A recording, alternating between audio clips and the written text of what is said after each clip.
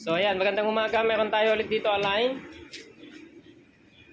Napakabigat ang manubela. Napakabigat yung manubela. Pero yung sukat nitong gulong, sukat ng gulong dito at sukat dun sa likod ay parehas. Parehas sila ng sukat. Pero bakit mabigat ang manubela? Ito ring kanya sa likod, itong centering. Centering dito at centering din sa may side wheel ay parehas din.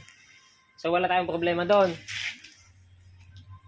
Ang nakita natin na kaya mabigat yung manubela, ito. Mas mababa itong harapan. Ito, mas mababa yung harapan. Meron kasi tayong shock. Kung nakikita nyo to, ito. Kung nakikita nyo tong telescopic na to, iba-iba yung tigas nito. Iba-iba yung tigas.